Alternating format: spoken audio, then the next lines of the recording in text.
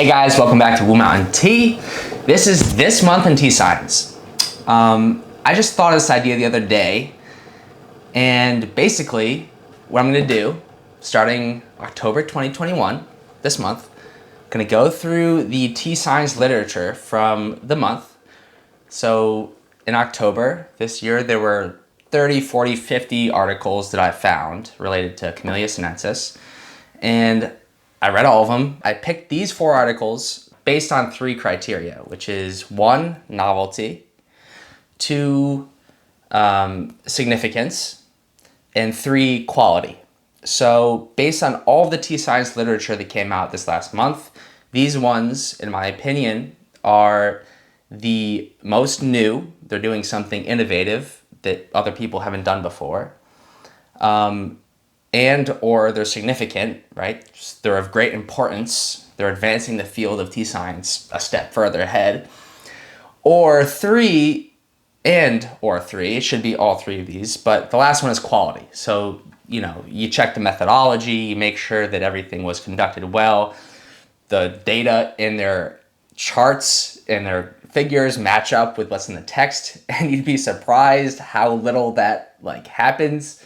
So as I was going through, I'd be reading a paper and I'm like, oh, this is interesting, this is novel, this is significant. And then you'd be reading their findings, and then you realize that it doesn't match up with their charts. So it's just sloppy, kind of like that. So anyway, these 4 papers are the best 4 papers, in my opinion, of October 2021 in relevance to tea science literature. So I kind of ordered it I'm going to start with one that I just think is fun. Okay, and then we have 1, 2 in the middle, and then I'm gonna finish with one that I think is it's the most interesting. I'm gonna save the most interesting one for last, and that one is gonna leave you thinking. That's why I want to put it last, because there's kind of an open-endedness to it, where when you finish the video, you'll be like, wow, I gotta actually kind of contemplate what is the grand implications of that research?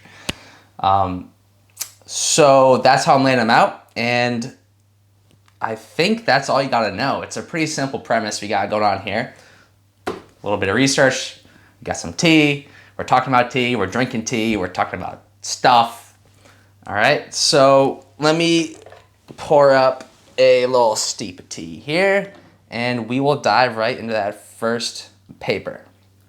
Okay, so this first paper is Protective Effects of Camellia sinensis Fruit and Fruit Peels Against Oxidative DNA Damage. All right, so I thought this one was cool because usually in tea science and tea science literature, everyone's focusing on the tea leaves, right? So it's the tea leaves that have all of the antioxidants, that have all of the, the flavor, the beneficial properties, and for the most part, that's true. But I chose this because I think an often neglected aspect of tea science is that tea, the plant itself, is a multicellular eukaryotic organism. It's big, it has organs just like us, people, just like animals.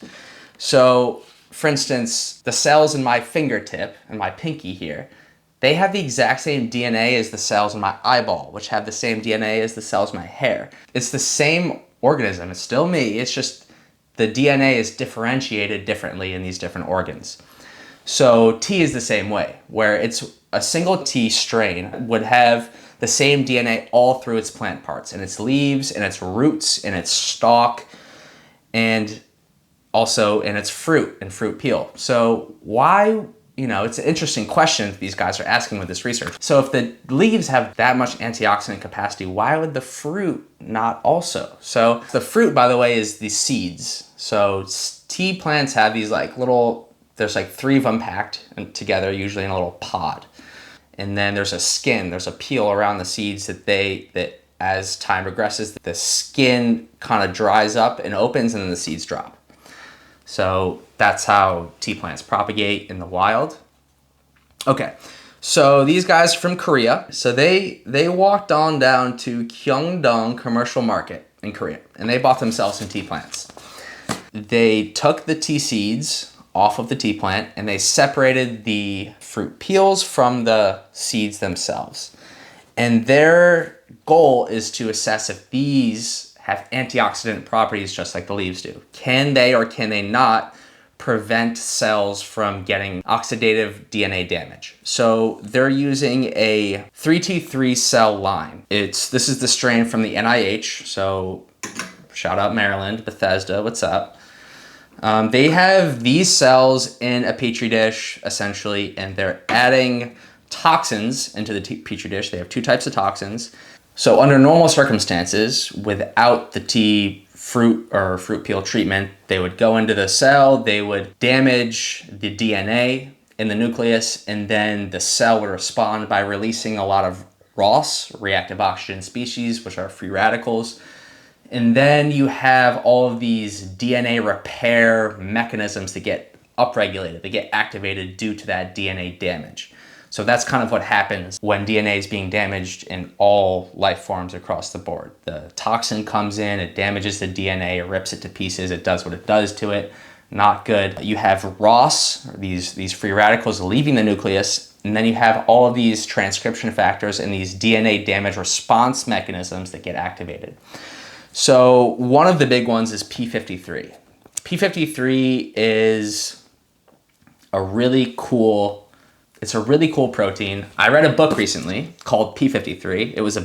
It's a whole book about P53. If there's one protein that would be worth learning about, it's P53. And its relevance is predominantly to cancer, because when there's a mutation in that DNA, P53 is activated and it stops the cell from continuing to grow and reproduce. It's a tumor suppressor gene. So the P53, it senses DNA damage. It's like, yo, we have to stop here. We can't, things are wrong. It stops the cell from reproducing, from dividing, and then it sends in these DNA repair mechanisms to fix it up. So P53 activation is a sign of DNA damage, and that's what they're using as a biomarker of DNA damage in this experiment. So basically, they have their cell lines, they add their toxins to it. Some of them have the fruit peel, some of them have the fruit, and they've used ethanol to make an ethanol extraction.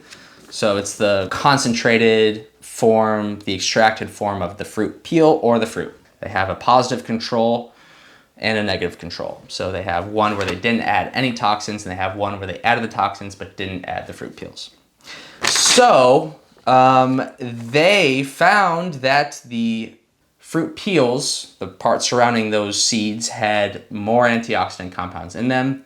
And then they found that after treated with the toxins, both the fruit and the fruit peels were able to reduce the amount of ROS produced and decrease the amount of P53 activation as a consequence of those toxins being introduced to the cells, which means that there was less DNA damage and there was more, basically these antioxidant compounds were able to neutralize some of these toxins, prevent free radicals from being formed, and reduce that DNA damage response mechanism. Both of them did that, but the peel did it way more than the fruit did. And the peel also had more of these polyphenols than the fruit. So I'll show you here the image of P53 with just the toxins, with the fruit peels, with the fruit, and then with nothing at all added. And you'll see a very, very significant difference among those. So basically so with these, the thing is, these are extremely complex pieces of information.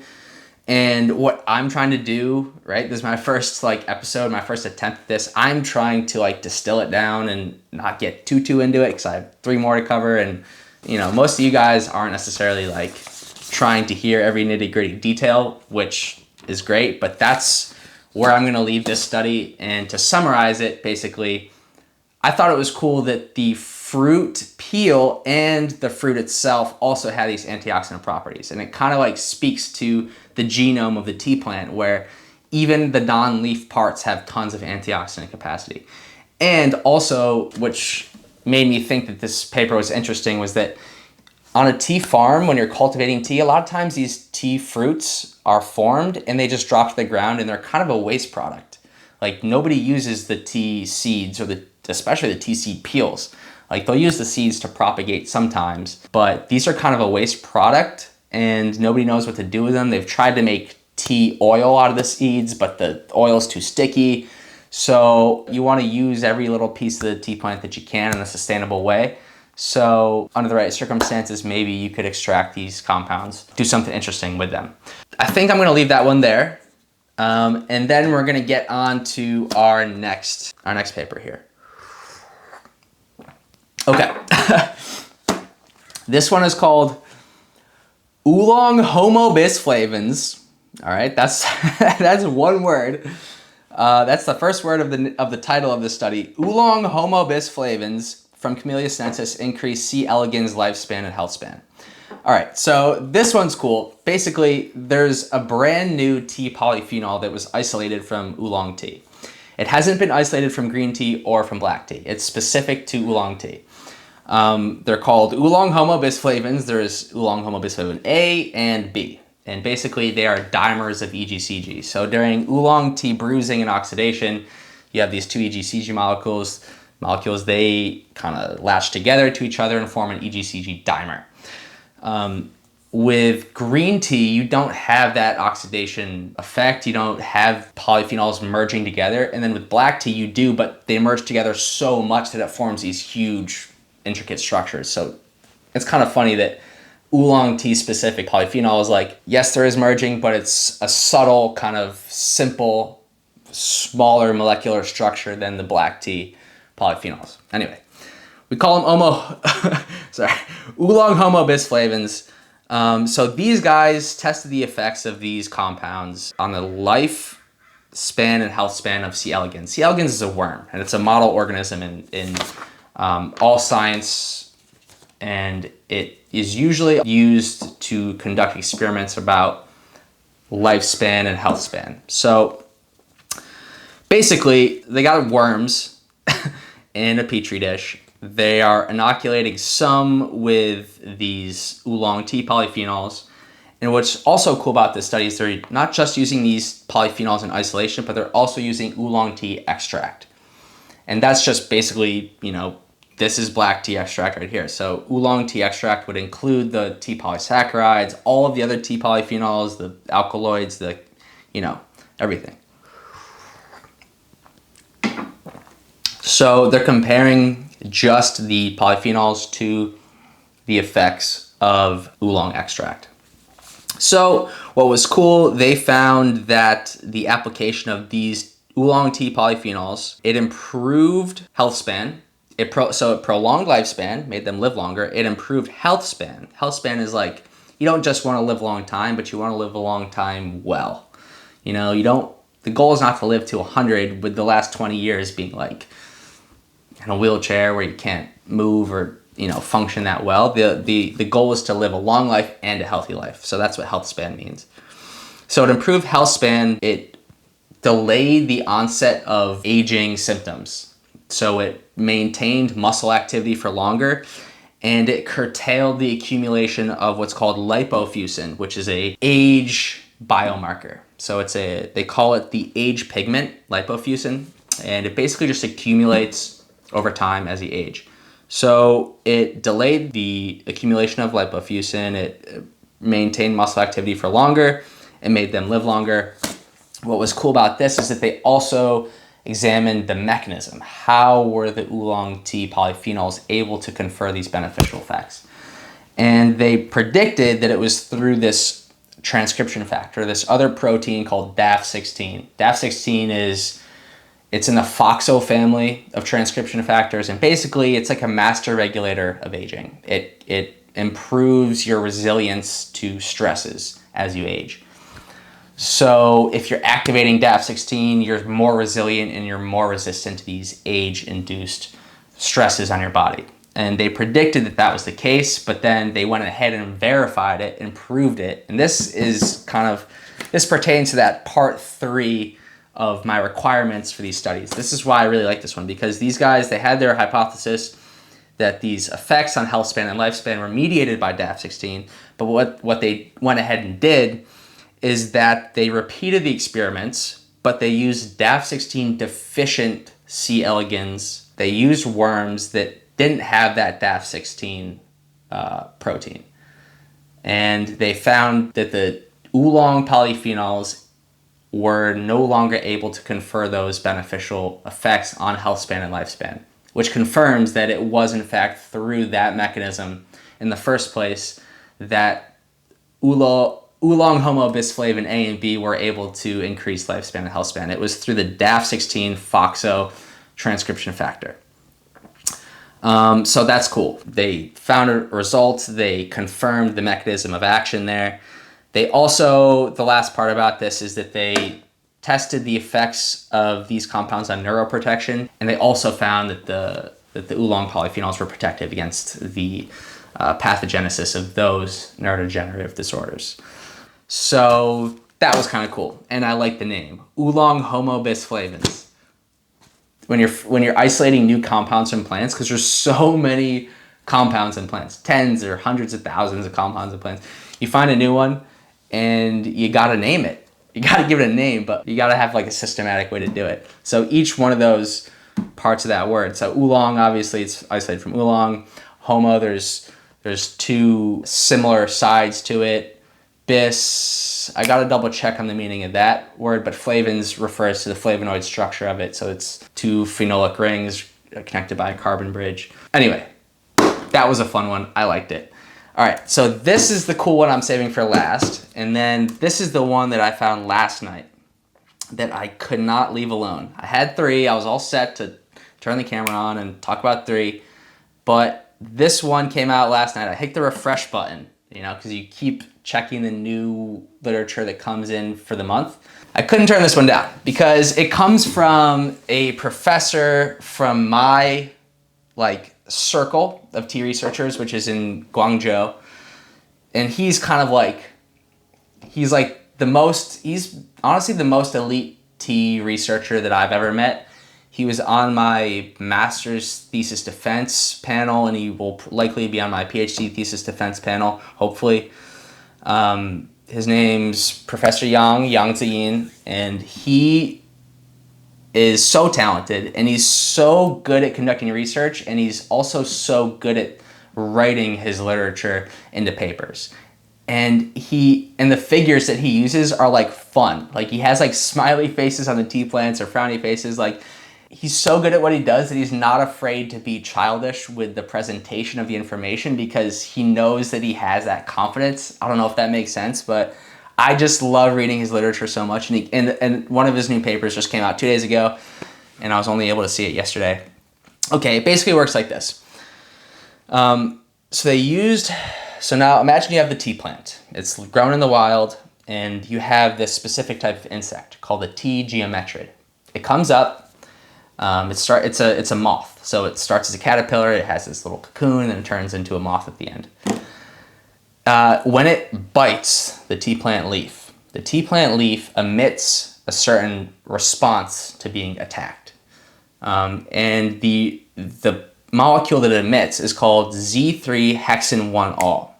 So from here on out, we're going to call that Z3-hol. All right, so that's what we call it. So the plants emit this volatile, Z3-hol. Basically, the whole paper is about what ensues following the emission of this volatile. What is this molecule doing? So there's a few things that happen. The recently bug-bitten plant emits the Z3-hol, and the nearby surrounding tea plants, they receive this message, and they know that nearby a tea plant was bitten by an herbivore. The near surrounding tea plants, they upregulate their defense systems because they're nearby, someone's getting attacked, I'm probably gonna get attacked. They upregulate their defense systems.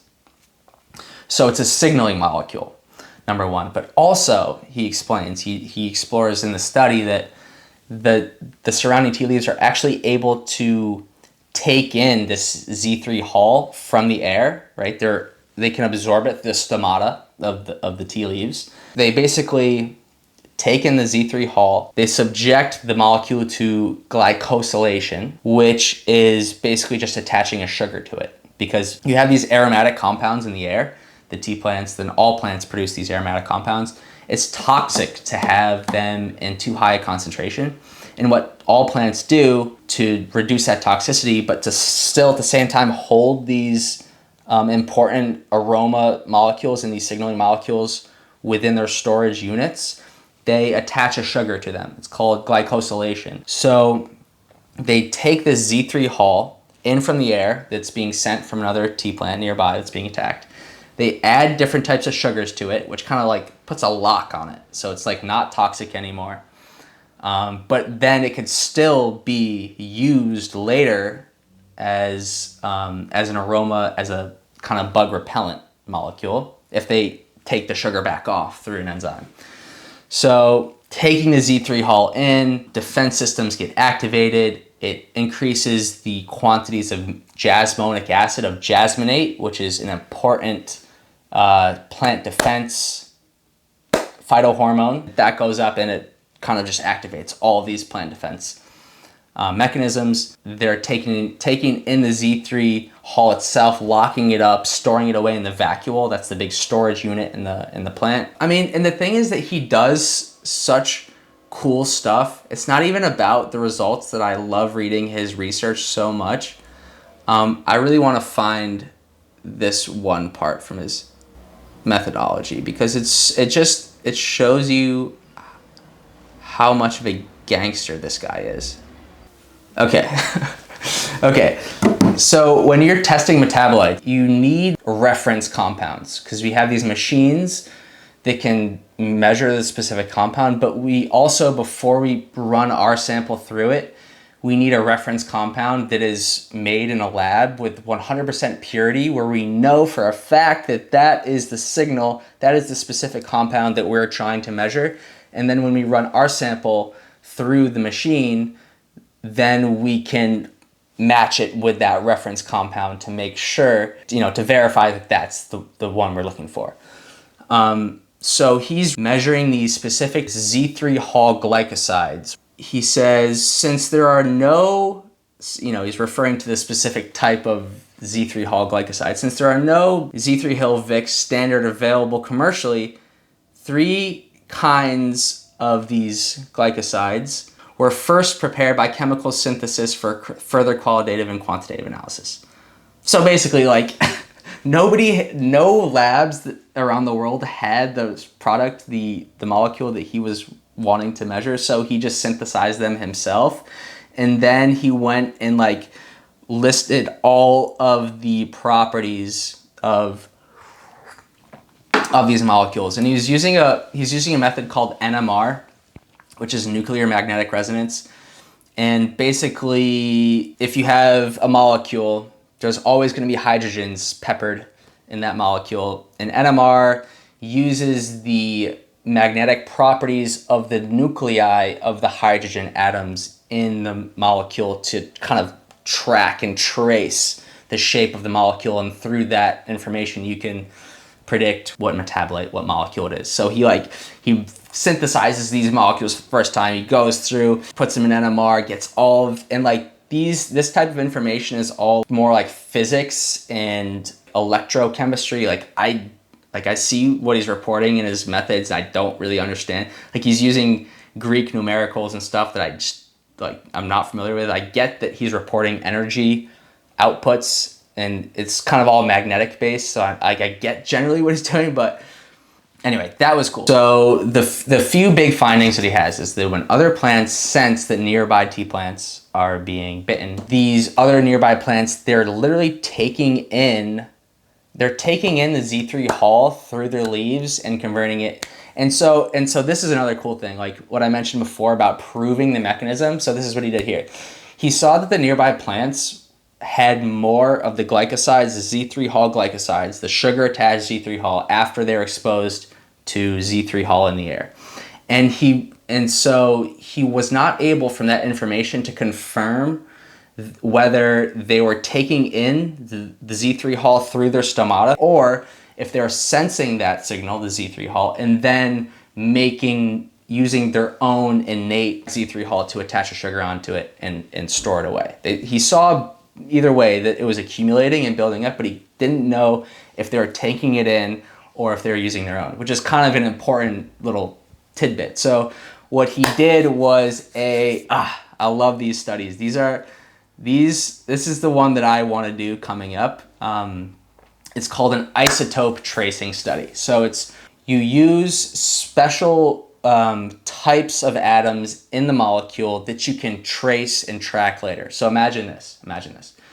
If you have a room full of tea plants, they're the quote unquote surrounding tea plants around the ones that were bitten. So basically you have a room full of these normal healthy tea plants, and then you fumigate them. You add the Z3 halt into the air. Now, if you want to know if the plant is taking in that Z3 halt from the air or using its own Z3 halt, you can do this. From the one that's coming in through the air, you can use a special type of isotope to make that specific Z3 halt traceable and trackable, so that later when you're measuring the levels in the tea leaf, you know if it came from the air or if you came from innate plant metabolism. So that's what he did. He did stable isotope tracing of the Z3 halt signal, and he found that in fact the plants were taking in this Z3 halt through their stomata, which is kind of cool because so now all of a sudden this Z3 halt, it's not just a signaling mechanism anymore. It's not just that it's communicating information. It is doing that for sure. It's activating that jasmonate defense mechanism pathway, but also beyond that, it's they're actually using it as substrate to create their own stuff. So it's like, yes, it's a message, but also I'm literally using that to build new compounds that will in the future help me in my own defense. So that's awesome. You stable isotope probed the Z3 halt and showed that it's actually coming in through the leaves, which has never been shown before in tea. This is the first time they showed that tea leaves, they knew that compound in the air triggered the defense pathway in nearby plants. They knew that for a while, but they didn't know that it is literally being taken in and used. So that's awesome. And then finally, the last piece about this one is that he examined the different taking in of the Z3 halt and the glycosylation and the storage. He examined these metabolic processes in light and in dark in the tea plants. So he finds basically that under conditions of light, it's way more active. It's taking in more, it's creating more glycosides, all the genes are being activated at a more robust level under light. And then he finishes with this beautiful little discussion about how for a plant, you need to make choices. You need to make choices because you only get so much energy, and this applies for all organisms too. But when you're doing a plant defense, when you're defending yourself and creating all these new metabolites to repel the insect and to repair your damaged cells and things like that, then you cannot grow and you cannot reproduce as much. And when, likewise, when you're reproducing and stuff, you're using energy towards that process and you're using less for plant defense. So he explains this trade-off between plant defense and growth reproduction. So he's saying, and so he shows through the light mechanism that under conditions of light, yes, they'll activate all these defense mechanisms, but if it's conditions of darkness where the plant is like pressed for energy, right? Because it's using photosynthesis to create energy. Under conditions where it doesn't have that much energy, it's not going to activate the same level of plant defense that it otherwise would, because it's like, well, I'm tight, my budget's tight right now, I can't go about doing all this big fancy stuff to fight away geometrids. All right, so that was basically it. Awesome, Z3 halt. What a molecule, what a system. Plants are literally communicating with each other. Plants are talking to each other, they do it all the time. I've talked about this previously, and actually in that Oolong video that I made before, some of you may have seen that. If you haven't, check it out. I put a lot of time into it, it's kind of cool. A lot of that data, like what I just told you now, might sound familiar if you've seen that video, but a lot of that data was in fact produced by Professor Yang. So that's his field of research, and so this pathway of plant stress response, this is essential for oolong production. This is essential for all things tea and health. this just draws the line a little bit further down the road. All right, so for there, I think I'm just gonna leave it at that. My man, Professor Young, thank you for that. That was awesome. So let's now move on to, I'm gonna heat this water back up. Let's move on to our last paper. Remember in the beginning, I said that the last one's gonna leave you with like something to think about, something to ponder, all right? So that's what this last one's gonna do. This paper, if this is news to you, and it almost certainly is, unless you read new tea science literature every day, this is big. Like I feel like a news anchor breaking some insanely historic event to you, because this is a big deal. All right, so this comes from Anhui Agriculture University in China, which in my opinion, and in the opinion of all Chinese researchers, and I would assume a lot of international tea researchers, is the #1 tea research facility, department, period. These guys study tea. These guys study tea. And you have a researcher from UC Davis, which is our top ag school, that and Cornell, you know, those are 1 and 2. All right, so here's the deal. Let me start with this little pretext. Theanine, L-theanine, is a non-protein forming amino acid. A lot of you will already be familiar with L-theanine, but in order to understand the gravity of this research, I'm going to reiterate one more time how important this molecule is. It's 50 to 75% of the free amino acids in tea leaves, and free amino acids create the savory and umami and sweet sensation of tea. So it's like, it's the reason that you're able to consume such an otherwise bitter tea. Like the bitterness comes from the health promoting aspects, the catechins. But thanks to these free amino acids, and mostly L-theanine, the tea is palatable. It tastes good. Okay, so it's the reason we can drink this otherwise bitter medicine. And then it also has a lot of anxiolytic, calming effects. Honestly, in my opinion, that's why tea is likable. Because it has, well, so it's the combination of caffeine, but also L-theanine, because caffeine is stimulatory, increases your heart rate, it can, you know, acutely improve cognition and cognitive function, great. But when I have too much caffeine, I feel jittery and it's not pleasant. But theanine is calming, and the theanine and the caffeine synergize with each other in tea to create a relaxed focus, a calm type of energy, which that's the state I want to be in at all times. It's great. So, okay. And then it has all these other beneficial neuroprotective. That's the pretext. Now, here's what they did. So these guys from Anhui, they took two genes from the tea plant. One is called theanine synthetase 1, and one is called alanine decarboxylase. So these two enzymes are necessary to create theanine in tea plants. The theanine synthetase takes glutamate and it takes ethylamine, these two compounds, and merges them together and creates theanine. The alanine decarboxylase takes alanine, which is an amino acid, and it takes a carboxyl group away from it, and it creates ethylamine. So that's what's needed to create the ethylamine.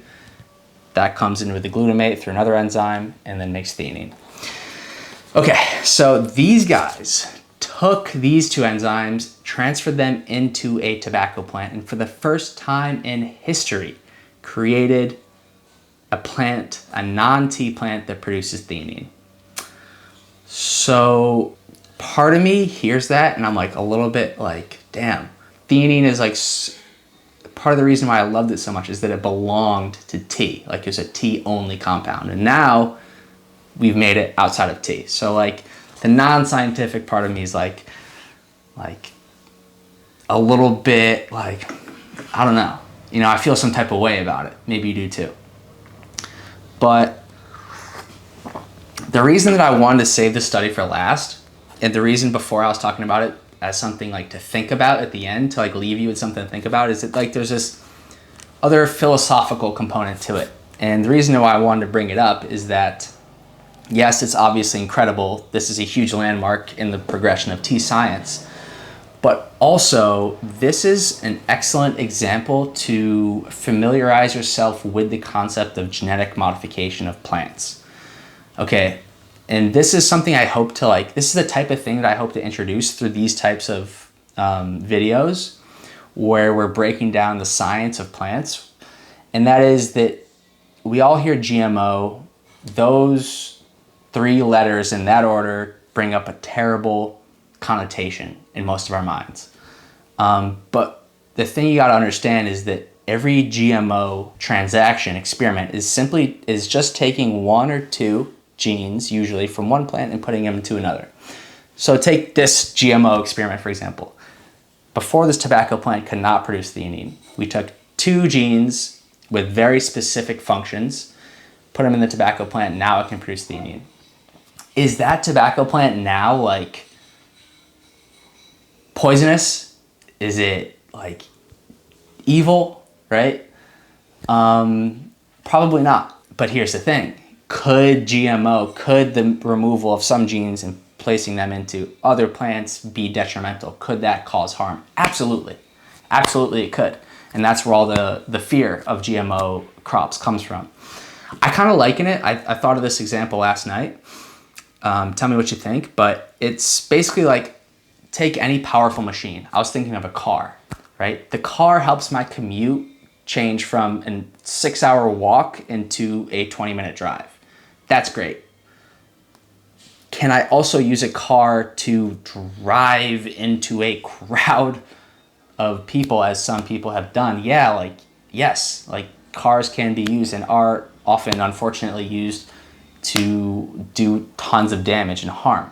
So I would encourage you to look at this topic of GMO as something akin to a very powerful tool of humanity, where it can go either way.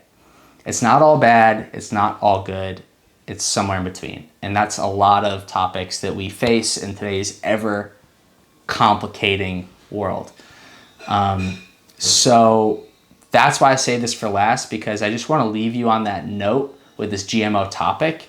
At the end of the day, when you're thinking about GMO, just keep in mind, think a little bit deeper than just those letters GMO. Think about, okay, what gene from what plant is being transferred into what recipient plant, and what might be the downstream effects of that transfer. So sometimes, like I said, it could be used poorly and misused. But sometimes it could create a new, it has the potential to bring good. It does. It's a powerful tool, and it does have the potential to do great things. So does that mean that I would be open to listing GMO teas on my website? Absolutely not. I'm not interested in that at this time juncture whatsoever. But we're just having a scientific discussion, and so I'm just introducing that topic and giving it a little bit more color than you might otherwise have. So again, this was phenomenal work. This was a milestone in tea science. They found what 2 genes need to be co-expressed to create L-theanine. It's actually that first one, the alanine T-carboxylase, that is more correlated with theanine accumulation than the theanine synthetase is. So it's really the availability of that ethylamine. It's the rate-limiting step in theanine biosynthesis. So that's interesting. They also moved it to a new plant, created L-theanine in a non-tea plant for the first time. That's cool. And it's also, beyond that, the larger concept of genetic modification. So what are the moral implications of these things? Let's think deep about it. If you have opinions about it, put it in the discussion section. Let's get it going, right? This is what science is all about. Bring things to the forefront. We innovate, we discuss as a society, we decide if we are interested, if we're not, why we're trepidatious. Is that a word, trepidatious? I think so. Anyway, so that was it. Basically, this last one, I'll leave you on that note with it. If you enjoyed this little thing, right? This is our first little, this month in Tea Science, October 2021. If you enjoyed it, let me know. I'll keep them coming. Also, if you enjoyed it, like, subscribe, please. That would be great. Would love that. Been a long, nuanced discussion. I've enjoyed it. I've been having fun. Looking forward to seeing you in No Shavember. All right, so until then, stay healthy, stay positive, keep sipping tea. One love.